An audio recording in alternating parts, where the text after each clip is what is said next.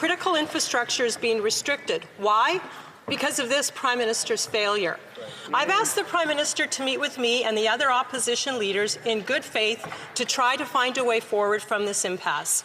He didn't answer yesterday. He hasn't answered to date. I'm going to ask him again. Will he meet with us? Right Honourable Prime Minister. Mr. Speaker, the Conservative Party of Canada has spent the last 2 weeks endorsing and enabling these blockades across the country. The leader of the Conservative Party and her team have been their biggest champions, even promoting their fundraising. The consequences of these actions are having dire impacts. They're impacting trade, they're hurting jobs, they're threatening our economy, and they're obstructing our communities. I am focused on ending it. I hope the Leader of the Opposition will maintain her current position and continue to call for an end to these blockades. The Honourable Leader of the Opposition.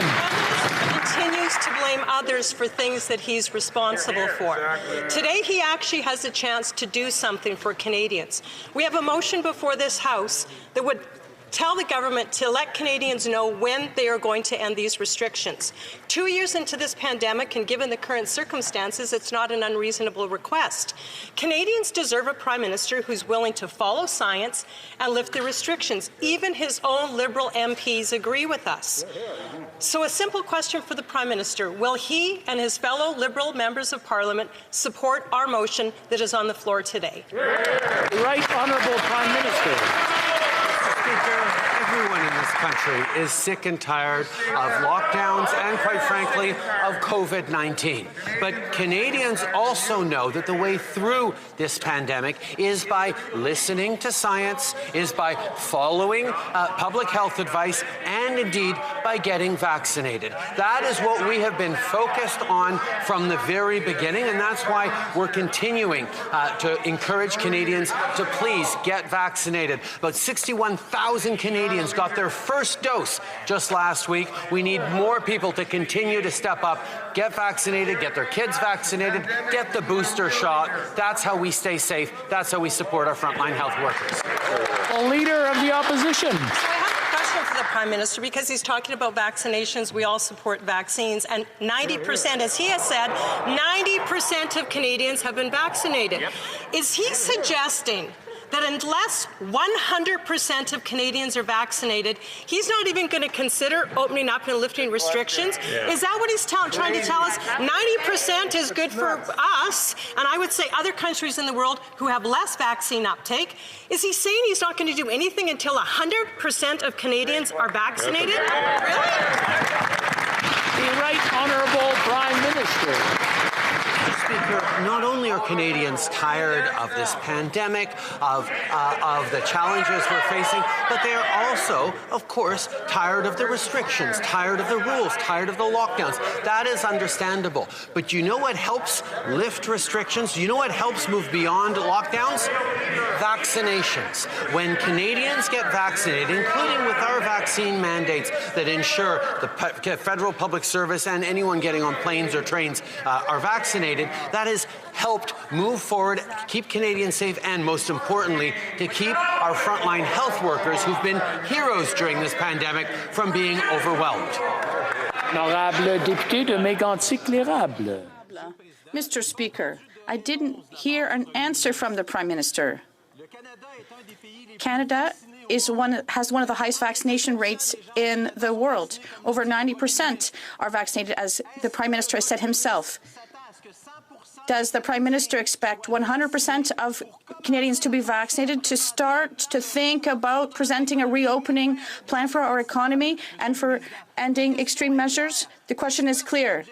Is that the Prime Minister's objective, to wait for 100% of Canadians to be vaccinated to start giving people hope again? Yes or no? The Right Honourable Prime Minister.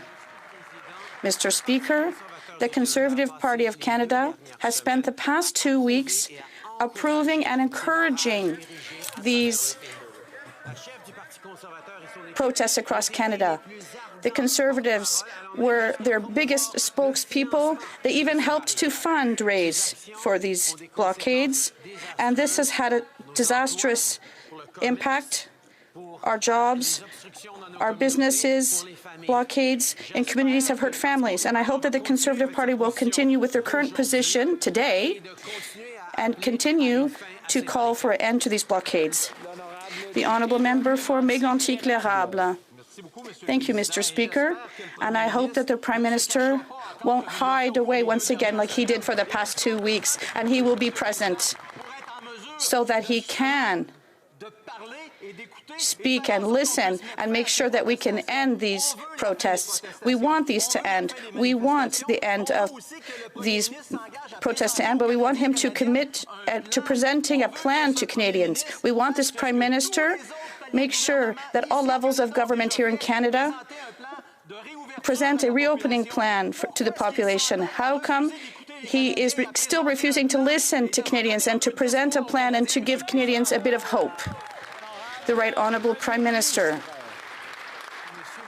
Mr. Speaker, I'm very happy to hear the honourable member to condemn and calling for an end of the blockades today in this House, and I hope he will be able to convince his colleagues at the Conservative Party as well to stop supporting and encouraging these blockades and these protesters that are hurting businesses, jobs, and supply chains, and they're also hurting Canadians who live in these communities across the country. These blockades have to end. The Conservative Party has to be clear on that. The honourable member for Belleuil-Chambly. Thank you, Mr. Speaker. I asked the Prime Minister for a meeting. The leader of the official opposition asked the party leaders to meet. Given the troubling developments in Ottawa and across Canada right now, there are significant economic impacts and impacts for our public health and also growing public security issues. Can the Prime Minister call the party leaders together to a meeting, an emergency meeting? The Right Honourable Prime Minister. Inaudible for the interpreter. I am in close contact with our partners at various levels of government. We're having conversations with other parliamentarians, and I'm very happy to hear the leader of the Bloc to give him a briefing on the situation that people are facing right now here in Ottawa and across the country. We are going to continue to remain focused on the end of these blockades and on the work we have to do to protect our economy and to support our communities across the country. The member for Belleuil-Chambly. The briefing that I would like to hear from all of the other leaders. There is obstructions taking place at the 911 call center. There are also obstructions at the Ottawa airport, and things are growing increasingly difficult. A friend of my father's said we couldn't put out the fire. Can the Prime Minister put out this fire? The Right Honourable Prime Minister. Mr. Speaker, this government is taking action every day to reduce our impact, the impact of these blockades on the economy.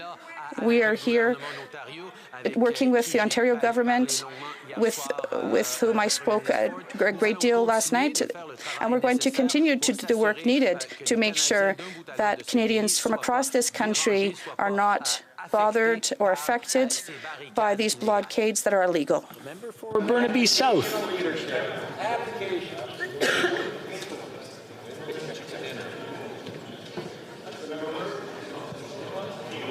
Mr. Speaker, we're in the second week of the siege in Ottawa.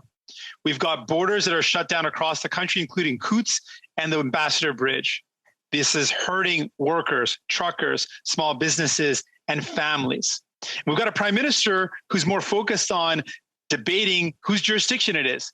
Clearly, making sure our borders are open is a responsibility of the federal government. So will the Prime Minister stop hiding behind jurisdiction and fix this mess? Honourable Prime Minister. Mr. Speaker, from the very beginning, we have been there to support all levels of government and the work they needed to do.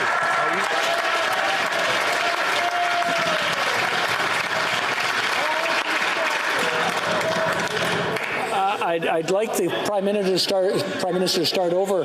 They were applauding so much for his answer, I mean, they couldn't hear it. The Right Honourable Prime Minister, please go ahead.